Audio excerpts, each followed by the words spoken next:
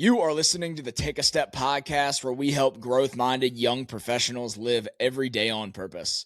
My name is Josh Johnston, and in this episode, I sit down with Justin Smith, who has become a respected voice in the world of leadership development. He's a speaker. He goes into the weeds with businesses on developing their leadership, and he brings such a unique perspective with his background of faith and really a biblical worldview to the world of leadership. So we talk a little bit about his story and the work he's doing today. So with that said, let's take a step.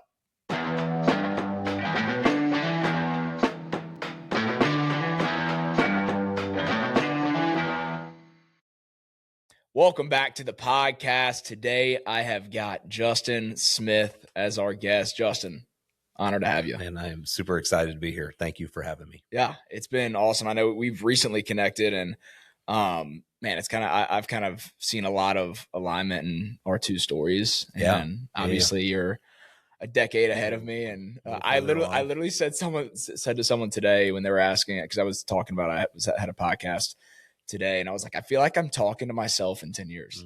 Man, that's a compliment for me, because I think highly of you. So man, that's good. Yeah, that's good. But I'd love to just get us kicked off, just turning it over to you, having you introduce yourself however you think it makes sense. Yeah. Hey, Justin Smith, man, believer, been walking with Jesus for multiple decades now, up in middle school, really followed him faithfully kind of throughout my life. That doesn't mean I haven't been without mistakes or without different stuff. Man, married, amazing girl. My aunt actually set us up, so I feel like we have an arranged marriage. That's a whole nother story. We've been married 16 years. We have two boys, 9-year-old and 6-year-old. I get to do lots of different stuff in the leadership space and the communication space. And so that is just an avid outdoorsman, love the outdoors. Part of my story I'll probably get into today is through hiking the Appalachian Trail, which was just a lifetime ago, but also just an amazing opportunity that I learned a lot about about my faith, and about perseverance, leadership development. Learned a lot there that was really, really cool. Very cool. Yeah, that's me.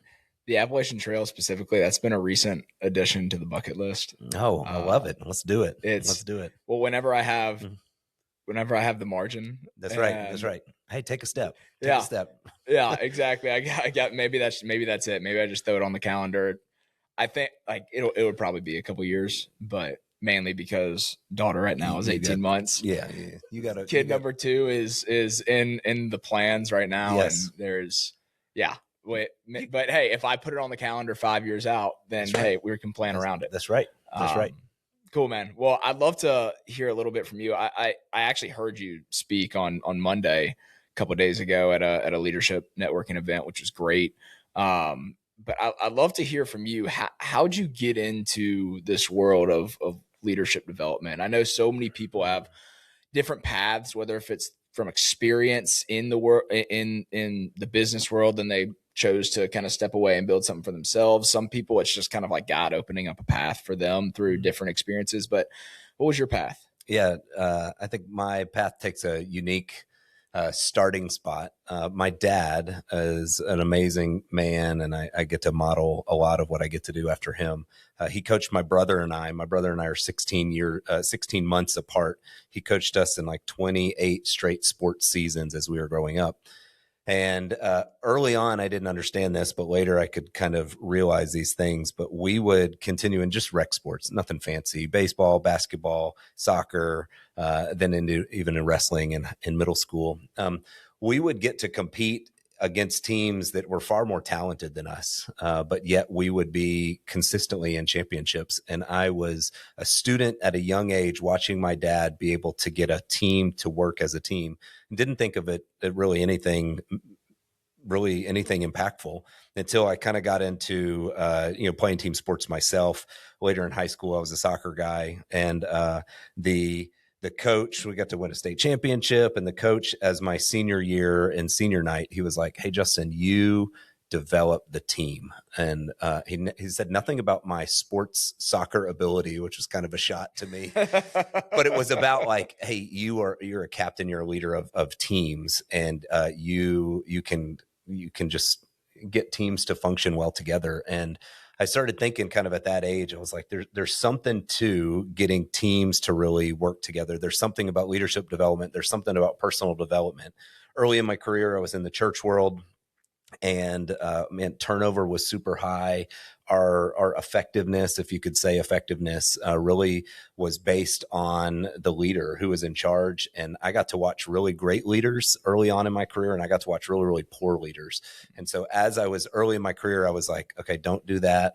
Don't do that, do that, do that, do that. And at that point, we had a consulting firm come into a church, which I didn't even know consultants went into churches at that 20 years ago, 30 years ago almost, and was like, hey, people walk into chaos and create clarity, and they do that for a living. I didn't even know that was a job. Yeah. And so I was like, I want to do that. That's what I want to do with my life. I want to pour into people because I think people impact the world. I want to pour into teams and make them as effective as possible. And so then I started pursuing a career in that, and that's where I am today. So Very cool. It's a little bit of how I got here. So how old were you again when your coach told you that? I was a senior in high school. Okay. And yeah, I'm going, come on. I poured out all this partially. Here's the background. I took team sports 3 times in high school. And I had a really good record in team sports my 3 years in high school, not because I was an amazing athlete necessarily, but because I would rally the people in my rec sports, team sports class, and we would win championships. So did that just come naturally to you? I think I watched my dad do it over and over. And part of team engagement is one of those things that we focus on in leadership development and in team engagement. Man, the workplace, you can look at the studies. I don't know the percentages off the top of my head, but there's a third of your team that's disengaged at any one point during the day. And you're like, you're a third less than where you are. How do you just engage them? For me in team sports, you just had to dress out. And it's like, man, if we can't have a volleyball team, if we don't have, our guy dress out, well, hey, dude, I would find him at lunch. Do you have your shorts? Do you have your shoes? Do you have all that? No, I don't. Great. I'm going to go find somebody that does, and we're going to get you to dress out. And we would just show up. And so showing up was part of that whole goal of trying to get teams to develop, and then looking at strengths and weaknesses, which is a whole nother thing of like, hey, I don't need you to spike the ball. I just need you to, you need to play defense right there. You need to set picks here. If in basketball, you need to do these things. And so, yeah, just looking at giftings of how people are gifted and wired, calling that out in them, recognizing with some candor, where your deficiencies lay, and like, hey, let's let you be really, really good at this. And so we just did that over and over and over. And I grew to develop that as a leader. And then even in just what I get to do with coaching and consulting now. Yeah. I mean, do you think, I love the conversation around how athletics from a young age, not only develop the ability to work within a team environment, but like there's everybody has their own leadership role if they play on a team at some point. Man, what better way to equip someone at a young age to be able to take on leadership responsibilities in the real world. So mine started, Josh, and I can actually pinpoint probably when the first day I became a leader in some of that. I think I was U11, U12, playing soccer. This is back when they had select teams, and I was really hoping you were going to say, like football. No, sorry, I was a soccer guy. Don't hate. It's just the world's most popular sport. So with that, we had a new coach and coming, and I didn't make the top team, which is the first time I've never made the top team for my age group. And I had to go and now try out for the second best team. And I was down in the pits. At the top team, always, I was a mediocre to average player on the top team, and that's why I got cut and wasn't on that top team. So that year of U12-ish age range, the first day of tryouts, were there. The coach comes walking across the field, and I said, you know what? I just need to go shake his hand and introduce myself. And so I walked across the field before tryouts had even started. I shook his hand. Hey, coach, I'm Justin. I'm excited to try out for you today. He said he knew at that moment I was his captain. I was his captain that year. And from every year past that, I was a captain on whatever team I was on, and I was always on the top team. That year taught me humility. It taught me servant leadership, but it also taught me to just kind of approach leadership and do the right thing, even when it's hard, even when I don't feel like it. And so from that moment on, man, my soccer trajectory just continued to go up and up and up. So, yeah. What do you think it was that he saw in that moment? As a 11 or 12-year-old to walk across a field by himself and shaking a hand, looking a coach in the eyes and introducing myself was all he needed to see of like, that's a leader right there. What's the similarity between that from an 11-year-old to somebody who's 25, 26, 27 in their workplace? Like how would you say, what's a very correlated action somebody can take if they are maybe they just got a position and they're in a training class of people for a certain organization, while like you separate yourself a ton when you're 11 going up to a coach, but how do you have a similar separation from a visibility standpoint if I'm a leader of an organization and I have a team of people that are training in entry-level positions? Yeah, I don't know the exact specifics. At that time, the 11-year-olds were standing around kicking a ball, goofing off, making goofy jokes. And I separated myself and I said, I'm going to do something completely opposite. I'm going to do something far more senior, far more mature in wherever you are in your organization. Like, what is everybody else doing? And what are the senior leaders doing? What would a great captain do in this soccer thing? What would a great leader do? And try to go and do that to truly distinguish yourself from everybody else. If everybody else is going here, man, how can you go the opposite way to really distinguish yourself? Guys, we'll get back to the episode in just a moment, but I've got to take a second to tell you guys about the official sponsor of the Take a Step podcast, MMP Customs.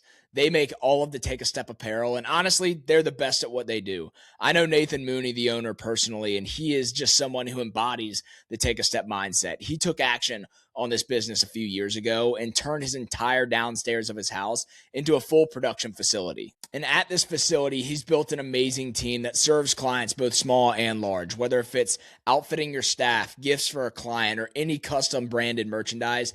They're your people and they're fit for the job. Something really cool they recently did for Take a Step is on their website, they built out a custom page specific for Take a Step apparel and merchandise that I can now send people directly to, and I'll link that down below and they can do the same for you. So if you have any need for custom apparel or merchandise, MMP Customs is the place. Let's get back into the episode. My story, and I know so many people relate to this, is it's very challenging to be different. So challenging. It's because there's a quote that I heard a couple years ago that is one of my life quotes now, but it's following the herd makes us feel safe, but something stands out because of contrast, become extraordinary by being different. I love that. It's so easy, like the herd, what everyone else is doing, it is so incredibly easy just to do it because it makes you blend in. It doesn't put a spotlight on you for a negative reason. There's not a lot of judgment. Yes. There's not a lot of fear associated with being amongst the crowd. Yeah. But if you ask 99% of people, at least people that probably listen to this podcast, no one wants to live a normal life. Yeah. But they make normal decisions based off of wanting to do what everyone else is doing. So how do we, as leaders and aspiring leaders, challenge that status quo in our everyday walk and in our everyday thing? Here's what it looked like, and this is goofy. My senior quote in high school was something most people don't even remember their senior quote. I still remember mine. I said, "They say one day your life will flash before your eyes. Make it worth watching." And I was like, what is that? It's not biblical. It's not any of these things. It's just one of these things that I wrote down as a senior. And I was like, that's really cool. And so 2 years later, I was in college and I'm hiking with a bunch of guys and my dad. And my dad turns to me on the side of a mountain and he says, "Hey, why don't you take off a semester of college and why don't you through hike the Appalachian Trail?" And I was like, "Dad." And I went back to what everybody else was doing. "Dad, I'm in school." And he goes, "You have the rest of your life to go to school." Well, Dad, I have a job. You have the rest of your life to work. "Dad, I can't." And I started listing all of the excuses of why I just wanted to fit back with the crowd. Yeah. And I said, "Dad, I can't afford it." And in his wisdom and those questions, he was like, "Hey, I'm just going to cut all of your excuses. I'm going to challenge you to go out and do this thing." He said, I'll pay for it if you take off a semester and go and through hike with college buddies. I reflected back on that quote from my senior quote. Hey, if I want to make it worth watching, do I just want to see myself sit in a crowd, or do I want to, as your organization is like, take a step, take a step towards the unknown, towards something that you could reflect back on later in life and go, man, God did that in that really, really cool way. And so there I was in 2005 in March at the top of Springer Mountain, Georgia, with 3 other high school buddies, getting ready to try to attempt to through hike the Appalachian Trail, which was just a crazy experience for us to go, man, there's that. The other t-shirt that I love on the Appalachian Trail, that was my favorite t-shirt while we hiked in 2005. It very clearly said Saturday, Sunday, Monday, Tuesday, Wednesday, Thursday, Friday, and just listed all the days of the week. And on the back, it said, see, there is no someday. And a lot of people on the trail would hear that we're through hiking. Oh, someday I'm going to do that. Hey, one day I'm going to do that. And so you listening, I don't know what your someday or one day is, but man, there is no someday. There is no one day. There is Monday, Tuesday, Wednesday, Thursday, Friday, Saturday, Sunday. There's those days. Like, go take a step. Go do whatever you need to do to live that life that is not with the crowd, but absolutely stands out. And so that would be my encouragement. Whatever that is, you're going to learn from it. You're going to accomplish something amazing, or God's going to redirect your life in a really, really cool way by that obedience. And I love it. Yeah, man, we could tie a bow on the show right there with that one. I would love to ask one question about that, that experience of hiking the trail, because I'm sure that like a conversation on that could be its own podcast. But like, what did you learn about either yourself or what God was trying to, maybe there was something God was trying to tell you that was finally communicated to you through that experience? But like, what was the number one takeaway, if you can boil it down to one thing from that experience? Yeah. If I had to boil it down, it would be the difference between a need versus a want. And I was super blessed in how I was raised. And as a 18, 19, 20-year-old guy, by the time I did this, I was like, I need Sports Center. Back in the day, that was like the only way to get sports. And I was like, I need Sports Center. I need to wake up in an air conditioning, climate controlled room and watch Sports Center. And that's what I need. And yet on the Appalachian Trail, I learned very quickly, like, that's not what I need. That's what I want. Yeah. A need on the trail is like, I need this soft pillow and this mattress and this thing. And like, no, I want that. I don't need that. And so it was one of the aha moments for me was the last day. In order to fit a full-size toothbrush in a Ziploc bag, I just cut it, not for weight saving, which a lot of people do on the Appalachian Trail. They cut it for weight. I just cut it so it would fit in a Ziploc bag. And so the whole trail for 4 months and 5 days, I'm brushing with a half-size toothbrush. And most of the time you just get all the toothpaste and stuff all over your fingers. And so my parents came and met me at the end of the trail. We're in a little camper that we pulled up there, and I'm brushing with a full-size toothbrush. On the last day, my mom gave me all new toiletries that I didn't have to put in a backpack and I could just have as a normal person. And I'm brushing my teeth, and my parents are outside of the camper. And I just remember I start yelling. I'm like, Mom, Dad, a full-size toothbrush. And they're looking at me. They're like, yeah, Justin, that's a full-size toothbrush. Good job. Like, what happened to you on the trail? And I'm like, no, you don't have to get your fingers wet while you brush your teeth. Like, your hand can actually be outside of your mouth while you're brushing your teeth. And it was one of those moments in my life. And I was like, I have never been grateful in my life for a full-size toothbrush until that day. Yeah. Need versus a want. Like, hey, we are so blessed in our society. If you're listening to this podcast, you have devices that you can listen to it on. You are so blessed with what God has provided you. The needs versus wants in your life, and how do they flip? For me, being a young, fairly spoiled kid, like, I don't want to carry my sleeping bag today. I don't want to carry my backpack today. I don't want to carry my tent today. Well, if I hike 20 miles and then like, well, then I don't have a sleeping bag. I don't have a place to sleep. I need to carry that. I need to do the hard thing that day so that I can set myself up for success the next day. And that hit me square in the face as a young guy trying to through hike this Appalachian Trail of like, there's things that I didn't want to do, but you just got to suck it up and you got to do it because it actually sets you up for success later. Yeah. And so those needs versus wants are the big things on the trail. I could go on, but I'm sure you could. That's one of the stories. It's an awesome takeaway. So you got you were in the church world. Yep. Coming up, where was the pivot from there to more of the corporate leadership development type of a journey? Yeah. So early on in church world, I was in student ministry, and people would go, "Hey, when are you going to be a real pastor?" And I was like, "Students are real people, so that's a whole different story." Always the model of church that I was in is you had the main guy that preached on Sunday mornings, but you had the guy that also led staff team on Monday morning. I felt very called from a young age. Like, I want to be the guy on Mondays rather than the guy on Sundays. I love empowering people. I love developing people. I love teams. I love team effectiveness. I love everything about Monday. And so I had an opportunity that somebody came and matched my salary and said they would pay for my master's degree to go and pursue something. And so I was able to jump over, align my schedule with my wife at the time. My wife was working in education. I was working when students weren't in school. And so for the first 3 years of our marriage, we just were missing each other. For my summers, for my spring breaks, for my winter breaks, for all those things, I was off on mission trips. I was off being with kids. And she was like, "This is my off time. I don't want to be with kids." And so in this time in our life that we got to align calendars, we got to have the exact same calendar. We got to hit some financial goals that we wanted to hit. We also got to pour into what I wanted to do in the future, is pursue that master's degree in organizational leadership. Eventually it was executive leadership, and was able to pursue that, to be able to align those things. And then it got to the point of like, okay, do I want to run what the herd is doing? Oh, Justin, you have 10 years of leadership experience. You have a master's degree.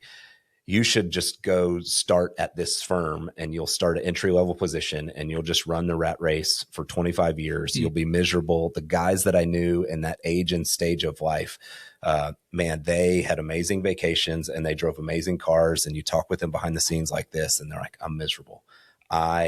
This is not the life that I thought that I would want." And so I really tried to, it was interesting. I had a conversation. I was like, "I really want to be like this guy." And I kind of pointed him out, the guy that I was talking with.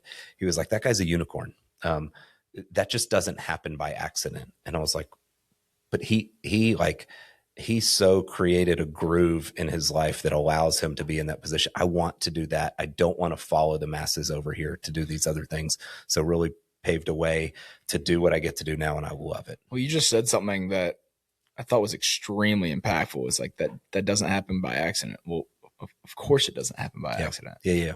And I think, like, I talk a lot about comfort, and I think a lot of people are looking for that path that can just happen comfortably, by accident, if you will. And like, for me, that is, and some people thrive in a corporate setting where they have the process, they step in and they work it to a T, and they are the fuel that an organization needs to drive it forward. Totally understand that. There's people that recognize that, and that's why they're there. There's also people that are there because it's the most secure, safe option, to where they can just fall in with what everyone else is doing, be a pawn, and then everyone else, like someone else, can control their elevation throughout the course of their career. And that feels safe, because someone else controls it. Someone else has dominion over that, if you will. And it makes me feel like if I mess up, okay, I still have a safety net. Yeah.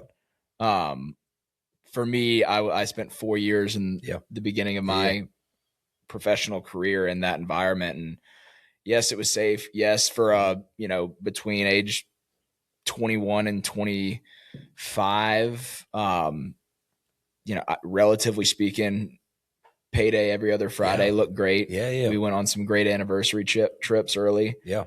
But man, like, showing up at 5:30 Monday through Friday, I was just like that guy. I was miserable. I knew that I was giving a halfway version of myself to Jaden, my wife, and then the future family we had planned. I remember sitting back on that couch in our apartment, first year into our marriage, I said, when we have kids, I don't want to feel like this when I show up Absolutely. for them every single day when I Absolutely. get home. And yeah, it was that phase. But then you get to that point. So I feel like a lot of people feel that, Mhm. but there's nothing tangible that they're like, okay, but I'm going to go do this. Yes. Or maybe they Yes, do yes, yes. have that thought, because then they start playing out like what you were doing with your dad when you were about to Yeah. hike the Appalachian, or when he wanted you to. Yeah. It's like all of these reasons that are just like, okay, well, like unicorns do that. Yes. Right. Yes, yes, yes. And that's for me. I feel like so many people see this big picture, and there's all these steps and all these things they have to do in order to build this idea for something that would be more fulfilling. When what I realized is that you don't need the perfect plan in order to start. And I always say you won't know the perfect plan until you do start. And we talk about all the time is like your action produces clarity. For sure. Just like what is one, if you have an idea, like what is the one small step, and then figure out, hey, what worked from that? What didn't? Did I go in the completely different direction than I feel like I should? Well, good. Now, Yeah. Or there's something extremely beneficial that I learned from that one small step that I can now pivot and grow from there. Yeah. And that was my story behind Take a Step, which I've talked about many times. And it sounds very similar to where you're at in your career. It's like, hey, how can I get into that Monday leadership position? Yeah. Okay. What did I learn about myself to that? How can this apply to corporate and executive environments? Am I tracking with that? Absolutely. So on the Appalachian Trail, even going back to that, the first step's the hardest step, because a lot of people don't ever even take the first step. They have all the excuses that keep them away. And then the ones that have taken that first step, the next hardest step is your next step. You just have to take steps. It's funny to look back on my career. It's funny to look back on the Appalachian Trail. Man, those first steps, the first miles, the first things, I had no clue what I was doing. Mm-hmm. But we learned along the way. We're continuing to gather feedback and gather more information and make tweaks and changes along the way. And it looks different as I continued to walk. What was in my pack looked different. My actual pack changed. All the different things changed from how I started out. Like, oh, this is what a thru hiker looks like and does and has. And then it morphs into exactly where the Lord had me in those things, just like my leadership journey. Like, oh, this is what I kind of want to do. Man, I have learned so much over the last decade around what it looks like to, as you said, put things in right perspective for me. And this is just the perspective for me. Man, I want to be a phenomenal husband. I want to follow the Lord really, really well with my life. I want to be present for my boys. I want to serve and give back to the community. I want to do all those. Well, the standard, everybody fit into this mold. I couldn't do those things. And I truly believe God was calling me here. And if I have to say no to certain things for this, I say no to these, because these are the values and what I hold as a priority in my life. Yeah. So good. One more question for you personally, and then I'd love to get into some talk on leadership specifically. Since you've gotten into this world of leadership development, you lead seminars, you host workshops, you speak, like there's a lot that you do where it's like spotlights on you a little bit. Has imposter syndrome ever been a thing for you? Have you ever felt like I'm teaching this stuff, but am I equipped to be teaching this stuff? Yeah. I mean, that rattles around in my head. And so my prayer and the close guys that I'm close with, man, my inward life would outpace my outward life is a constant prayer that I have for me. The platform that God gives me, that my character that is underneath that my character would be broader than the platform that I have. I never want to stand on a platform of influence that it is completely a facade. And yet God calls me to places that I'm like, Lord, I'm not. I just got to interview a world-class speaker, spoken all over the world. And I'm like, who am I to share a stage with this guy? I mean, this is unbelievable that I'm even here. And so absolutely the imposter syndrome. But at the end of the day, like the integrity, the obedience of what I'm trying to do in the quiet life when the lights aren't on, is really where I love. There's a good book Joshua Metcalf wrote, Win in the Dark. He does this analogy on tightrope walkers, and tightrope walkers get all the fanfare when the lights are on.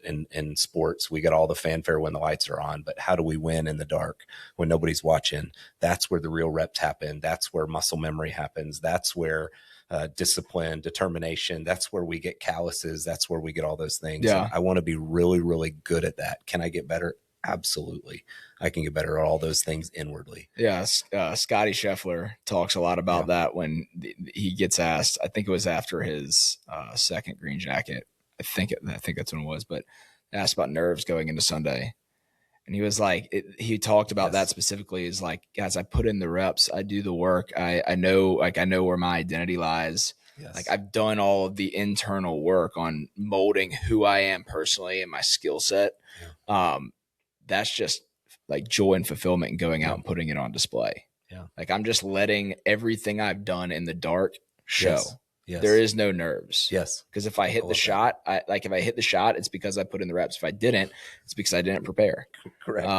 So yeah, and when he hits that shot, he's done it before. Yeah. I mean, that's not a surprise to him. It's a surprise to us. We're like, how did he just do that? And he's like, because he's seen himself do it in the dark. Yeah. He's done that 100 times in practice and mentally and all the prep that he has. Yeah. Yeah. What, as you've kind of continued to evolve in this world of leadership, how have you been able to combine faith and a corporate environment? Because I know there like some, like, especially in today's world, there's a lot of, is it a selection in who you work with or who you serve, or is it, just a tightrope you have to walk in order to make sure that you have the right distinction between, hey, what is my opinion, what is my personal belief versus this is what I think applies? Because I'd imagine a lot of your beliefs on leadership or have some sort of a biblical worldview. Yeah. I absolutely think that the biblical principles withstand the test of time, and I get to teach those, whether I get to include the verses or not. I teach those. I don't teach anything that I don't think aligns with biblical truth or values. Yeah. However, I do get to work with people that don't share those values. And so how do I love them?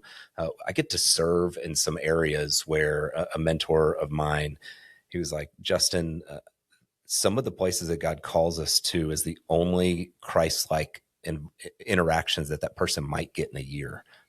We got to deal with an organization recently, and the guy who would be so far away from the Lord and how his lifestyle is like, this is so different. You guys are so different. What's up with that? And so I do think that it's an encouragement for me to be a light in darkness in different places, and yet not bend on my conviction of, I'm not going to teach a leadership principle that doesn't have a rooting in some biblical truth or biblical idea. I'm not going to teach something that I don't believe is ultimately true. And so doing both of those. Yeah, I can imagine, because for me, like, that's something that I've been like navigating with mentally on how to approach that best, because like that whole world of team development, of going in and working with organizations is very attractive to me. And it's something that I think would be very passionate about, and I could do well. That's been the main thing though, is like, I know I don't want to lose the brand identity and the brand, like the significant undertone of faith that I have to the brand. Correct. Because that's part of my story. Correct. And I feel like Take a Step is a little bit of like me living vicariously through a brand. Yes. So yeah, it's been a tough, not tough, but it's been, trying to figure out what's the best. Is it being upfront? Is it selection of people? So yeah, it's cool to hear your perspective. I think there's organizations that ultimately you desire, I've heard your story on, you desire to pour into people. Yeah.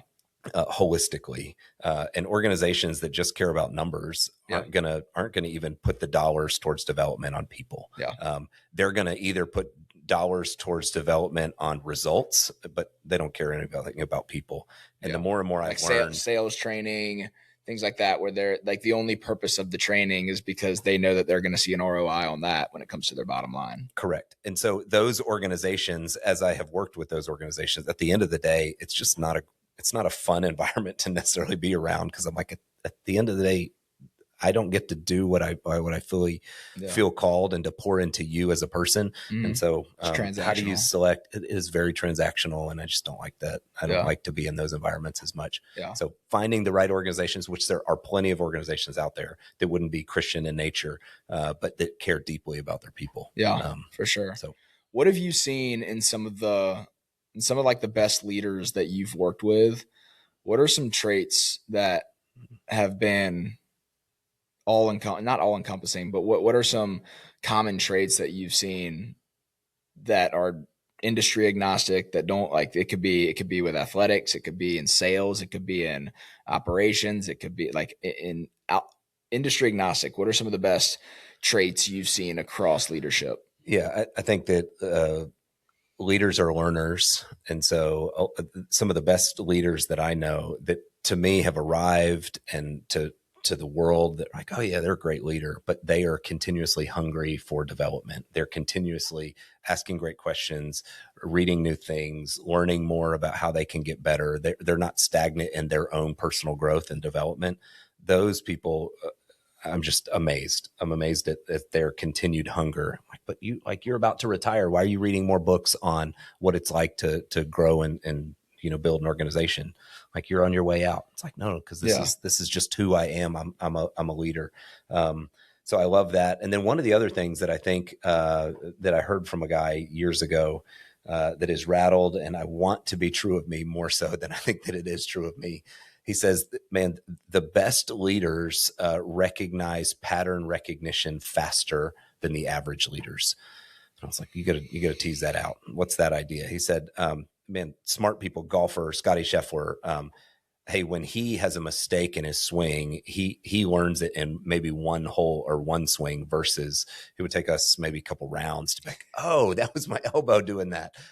Versus different golfers or different things. Man, then it's actually being able to make the adjustment. The best leaders recognize pattern recognition far faster than the average leaders, and they're able to make the course correction. Mm-hmm. And so that goes for all different kinds of things. I mean, you could think of going to market with a product, and the best leaders are like, hey, I've seen this before. We need to adjust this tiny little adjustment here or major adjustment here, whether it's personal development, whether it's golf swing, whether it's whatever it is. Man, the best of leaders recognize patterns far faster than the average person. And it might be a half a second difference. In a golf swing, that might be in a course correction on a sport. It's that movement, we got to make that adjustment. I mean, that's the difference in winning a Super Bowl versus not. Yeah. And so how do the question that then rattles in my head of like, okay, as a younger leader trying to continue to grow my wisdom and influence, how do I recognize patterns faster? Is just something that constantly rolls around in my head. Yeah, it's so good. And like one of the traits that I was thinking about, you actually spoke on Monday when I saw you at the event, is a great byproduct of recognizing that pattern is then how do you communicate that well? Yeah. I think I'd love to hear you talk about communication a little bit. And because I think that's something that most people would acknowledge that they could benefit, whether they're in a leadership position specifically or not. Everyone can benefit from developing their communication. Yeah. Right. I think the question to the leaders and you guys listening to us is not whether we're communicating or not. We're communicating something. Mm-hmm. And so what is our life communicating? What is our posture communicating? What does our nonverbal, written, verbal communication look like? And how do we align that with our beliefs, with our faith, and align that with what we want to be true about ourselves? Communication is this huge. I mean, you could spend a year on a podcast just talking about communication as leaders. As younger leaders, you represent your brand, what you say, how you handle yourself, what you do during hours, what you do after hours, what you do before hours is all influencing your brand based on your community. It's communicating something. What is distinguishing about that? What is developing and growing about that? And how can you make that be who you want to be at 80, sitting on a rocking chair on a front porch? Is that truly what you want to be? You mentioned that, hey, I don't want to be here when we introduce a family into the world. Like, I want to be in a different spot. You're looking out into the future going, who do I need to become to be able to make sure that, what does my life need to communicate? What are the habits that I need to communicate? What do I need to actually communicate out loud to be able to get to a point that I can do those things? And I think that how we operate, what we're communicating as leaders, does impact eventually the destination of where we go. And so, yeah, Let's make sure our communication is aligned with our values and it's aligned with what we want to be aspirationally. Yeah. Yeah. I love that. That's so good. That's something that I try to focus on both from the nonverbal and the verbal all the time. And from the nonverbal perspective, I love how you talk about it from the lens of it's a posture of communicating who I want to become. Mm. And there's so many different ways that we do that. I think at first it's getting clear. Yes. On Yes. who is that person? Because I thought we actually just built out a personality assessment for that very reason. I took it. You guys should go take it. Yeah. Stepcheck.let's-take-a-step.com. But it's so many guys in this phase love hard work. Yes. Like there's no shortage of that for those growth-minded guys out there. And the issue becomes it's not just hard work, because like you think about the hamster wheel analogy, you can work hard and spin that wheel so fast, but if you're not clear and don't have direction, then you're not going anywhere. You're working hard just for hard work's sake. So it's a loaded question, but like how do I get clear? How do I get clear on who I want to become? Yeah. I mean, you're exactly right. Who do you want to be? The cliche term is, at your funeral, what do you want to be said about you? Yeah. But it's true. Like, what do you want on your headstone? What do you want to be said about you? What do you want the legacy and the people that you get to deposit legacy into? What do they say? How then can you kind of backtrack back and make deposits of each one of those? I want to be somebody of integrity. How do I make individual deposits in integrity daily to where that stacks up to be something that's fairly heavy, fairly weighty over time? Hard work. Man, I want hard work. That wants to be one of my things that I get to do. Well, for what sake? I mean, yes, absolutely. We want hard work to be one of the attributes that people talk about. But hard work going in the wrong direction. Hey, I could give you somebody hard work that digs holes and then fills them in and just continues to go in a circle. But that's not what we want to do. Hard work for what purpose? Hard work so that I can. And it's a funny analogy, but when you look at the course of so many people's lives, like that is in fact what they're doing. For sure. They are working so hard to do something, but then they're making decisions based off of lack of direction that fills that hole back in. Yes. Whether if it's working hard in business, but you're making horrible financial decisions. So you got to continue to work hard in business. You're making it's like, that's just one example, but there's so many. It sounds funny when you say it, like, okay, like, yeah, no one's actually going to go dig the hole and put dirt back in it. Like, of course we wouldn't do that, but because people aren't clear on where they want to go, that is quite literally the life that they're living. It happens far too often, and nobody just wants to admit it or talk about it. But yeah, we see people and you're like, why are you just spinning? Yeah. You're not going in a direction. The difference of the Appalachian Trail. So I start at Springer Mountain, Georgia, and I have these markers along the way. I have a data book that tells me, okay, you're going to hike this far this day. You're going to hike this far. And I can't wander and end up at the end. You wander for 4 months and 5 days walking. And I mean, yeah, what's the chances of you ending up on the correct mountain without kind of like, no, this is where I want to go. This is the direction I want to head. And I'm going to start doing benchmarks all the way till I get there. It wasn't accidental. I don't really believe in accidental success. I don't think people win the Super Bowl by accident. I don't think you through hike the Appalachian Trail by accident. I don't think you're going to hit your goals by accident. I don't think you have an accidental great marriage. I don't think you have accidental great kids. Absolutely, I believe the Lord can bless you in all different kinds of situations and standards there. But how can we be intentional about what we're trying to be intentional about and the legacy that we get to live? I love it. And on the topic of getting clear, we were at a men's group Bible study last week, and we were in Nehemiah, and one of the topics that hit me so clearly was the reliance on the Spirit to move, rather than like, what is your primary outlet when it comes to solving a problem or when it comes to accomplishing a goal? Yeah. Do you default to, let me put the plan together, let me strategize, let me control all of the variables? Or is your first step to go to God in prayer and say, God, you control the outcome of the scenario. Put me where you want me. So good. And for me, that was so, like, I was very, what's the word I'm looking for? There was a lot that was stirred up in me, because that my natural state is trying to plan, is trying to fix everything. My wife tells me that all the time. That's right. I'm trying to fix. I just want to talk. I just want to tell you about what's going on. But for me, it's like I believe in the power of prayer. Yeah. But is it my primary? Yeah. Is it what I go to first when there's something going on, or when I'm trying to accomplish something?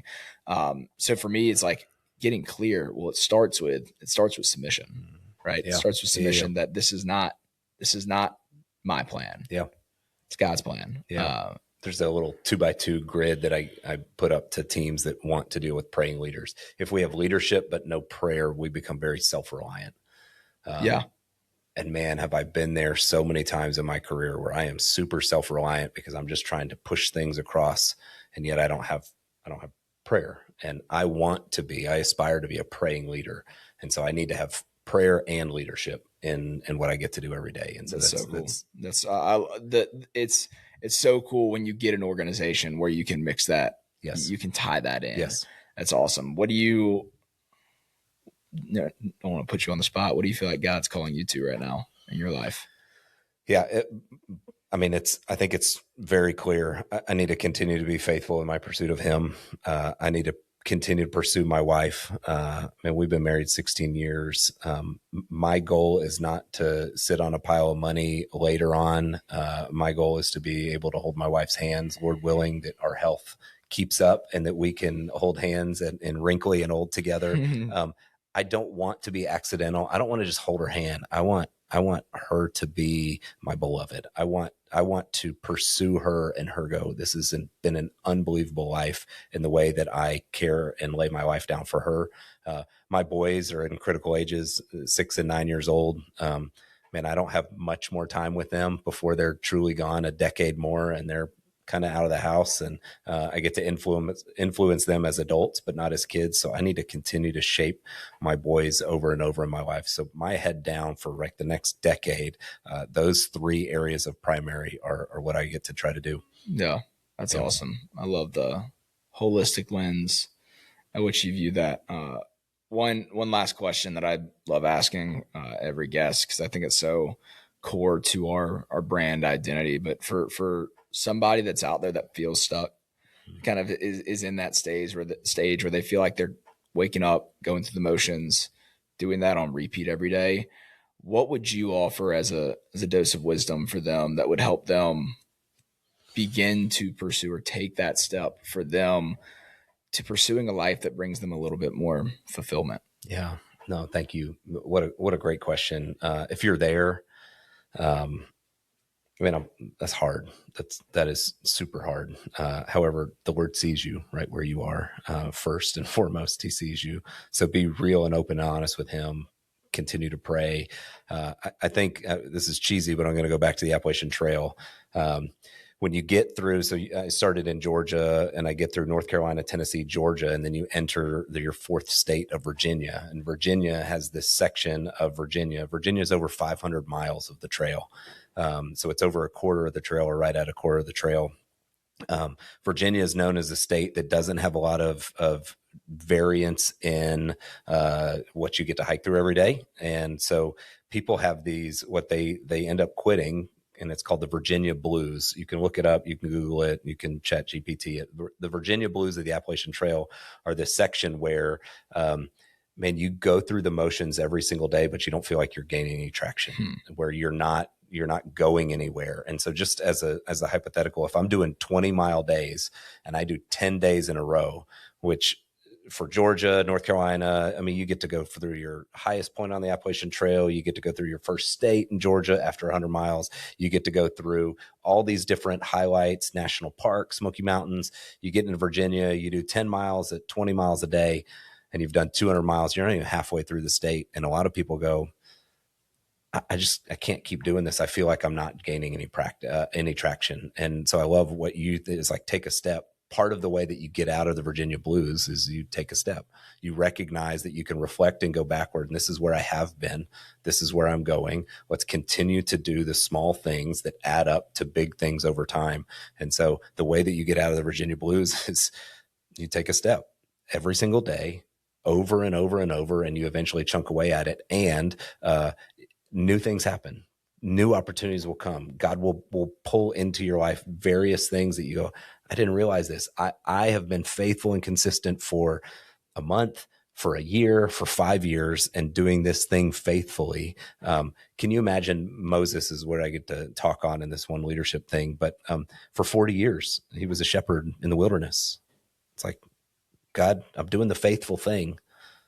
And after 40 years, God calls him over to say, hey, go to Egypt, go to Pharaoh. So I don't know where you are. I don't know what you're doing, what's really, really hard for you right now. The Lord sees you. You got this. Continue taking a step. Do the right next thing next. And your circumstances will change overall. If you need a community, find a community around you. I know Josh is getting community together. So absolutely check this out, and get the tribe around you to be able to uplift you. One of the things that I've been convicted of recently, Josh, in my job as a leader, in that self-dependence, without prayer, there was a period just here recently where I had gone a period of time. Somebody asked me, hey, can I pray for you? And I was convicted in my heart. I was like, why have I not asked for prayer? Because of my pride, because of my ego, because I've been trying to tackle life by the horns, and I'll take care of it. We're good. And I said, no, if I really want to be a praying leader, if I really want to be the kind of integrity and dependence, like, why don't I ask that question to more people all the time? Amen. And so I have people now asking me, going, hey, when's the last time you asked for prayer? When's the last time you asked for prayer? And like, so you brought other people into that. I bring other people into it to go hold me accountable, that I need to be asking people for prayer. And if I don't have something off the top of my head, I'm having to be honest. Like, I don't remember it's been over 2 weeks. Like, that's not what I want. I want to be like, man, the last time I asked somebody for prayer was, 17 hours ago. I asked for this and this, because I know that I can't hold it all. I know that God's calling me to things that I just can't do. I'm not self-reliant. I want to be prayerful. And so if you're in one of those seasons right now where you're like, I just don't see things, man, get a community around you, have them pray for you, ask for prayer. And it can be really, really cool. So good, man. Man, that's been a great conversation. I'd love to, if somebody heard you today, wants to either connect or hear more about what you're doing, any way that they might be able to get involved with what you're doing, where would you point them? Yeah. Connect with Josh, number one. So do all his things. He knows how to also get in touch with me. I'm leadersmith.co is my website, and you guys can find me there, see what I get to do. But yeah. Awesome. It's been a pleasure, Josh. Thank you so much. Thanks for coming on today. Guys, thanks for listening to another episode of the Take a Step podcast. If you enjoyed it, please leave a rating on whichever platform you're listening. And always remember that no matter where you are in your growth journey, every mile begins with a step.